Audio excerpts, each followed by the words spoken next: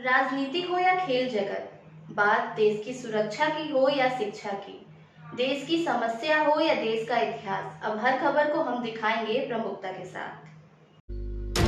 कानपुर के उद्घोषकों ने जताया विरोध। रेडियो न सिर्फ मनोरंजन का साधन है बल्कि एक ऐसा प्रभावशाली माध्यम है जो जनमत निर्माण में सक्षम है। साल 1963 से लेकर आज तक बहुजन हिताय बहुजन सुखाय की तर्ज पर जनमानस की सेवा में निरंतर तत्पर रहने वाले आकाशवाणी केंद्र पर संकट के बादल मंडराने लगे हैं। लोकल प्रसारण बंद होने से उद्घोषकों में काफी नाराजगी देखने को मिल रही। लोकल प्रसारण बंद होने के बाद मंगलवार को कानपुर आकाशवाणी केंद्र के उद्घोषकों ने धरना प्रदर्शन कर उसको फिर से शुरू करने की मांग की है। आकाशवाणी कानपुर उद्घोषक संघ की अध्यक्ष मालिनी सक्सेना का कहना था कि विविध भारती से श्रोतागण का जुड़ाव सदैव रहता है, लेकिन षड्यंत्र करके बंद किया जाना निंदनीय और निराशाजनक है। कानपुर से विजय कुमार की रिपोर्ट। मैम, आकाशवाणी का क्या इतिहास रहा और इस समय क्या संकट आया हुआ इसके ऊपर? आकाशवाणी का इतिहास तो बहुत पुराना है और जब से ये आकाशवाणी शुरू हुआ है, बहुजन हिताय बहुजन सुखाय के जो लाइन है इसको हमेशा से लेकर चला है और हमेशा से अपनी संस्कृति के अंदर रह करके अपने कार्यक्रमों को प्रस्तुत करता रहा है। और हमारे बहुत बड़े बड़े स्टेशन हैं लोकल जो प्रसारण करते हैं, उससे जो है हमारे आसपास की जनता हमारी संस्कृति से और जुड़ती है। जैसे कि कृषि कार्यक्रम है तो किसान भाई हमारे सुनते हैं, और हमारे यहाँ से घरेलू कार्यक्रम होते हैं जिनको घर की महिलाएं अब जैसे घर बैठे जो सुनती हैं, वो कानपुर की जो संस्कृति है वो हम लोग लोकल चैनल से प्रसारित करते हैं यहाँ से, और मुंबई की संस्कृति मुंबई के चैनल से प्रसारित की जाती है। तो वो अपनी स्टाइल से प्रस्तुत करते हैं, हम अपनी स्टाइल से प्रस्तुत करते हैं।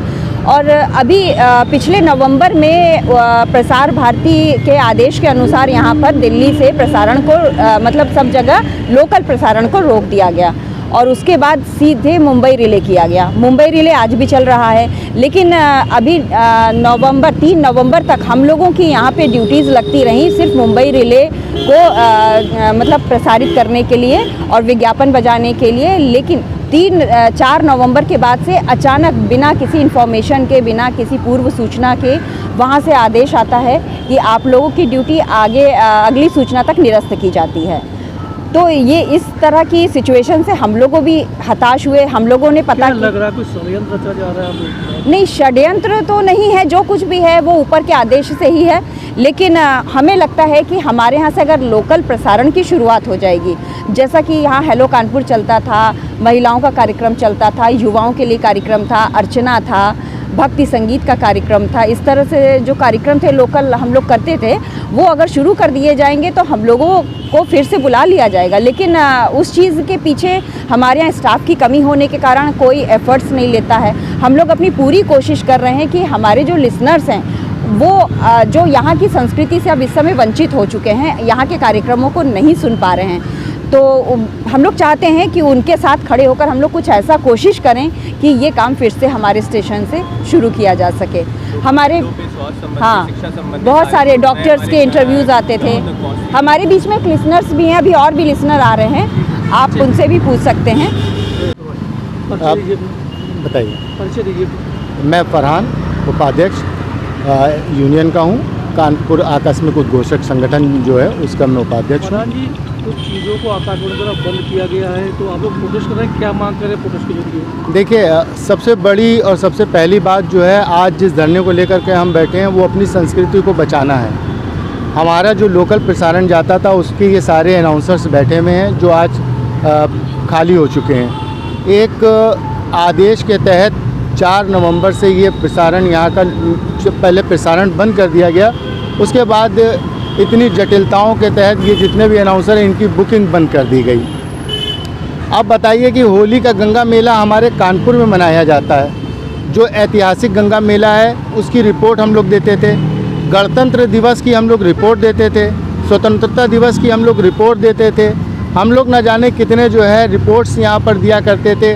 यहाँ के जो लोकल फेस्टिवल थे उसकी जानकारी दिया करते थे। जो आप प्रोटेस्ट कर रहे हैं, आप लोग यहाँ पर धरना दिए, मांग क्या है? हमारी मांग ये है कि जो यहाँ से लोकल सजीव प्रसारण जाता था, लाइव वो हमारा पुनः प्रसारण चालू कराया जाए।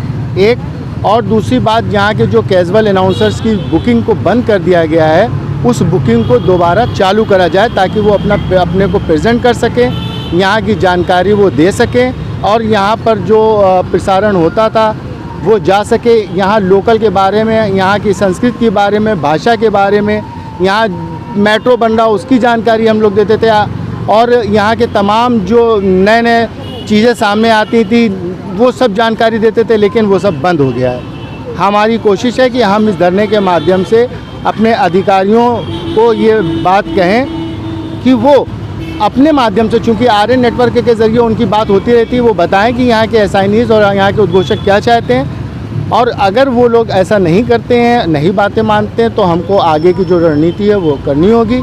हो सकता है कि हम लोग अनिश्चितकालीन भूख हड़ताल पर भी चले जाएँ। धन्यवाद।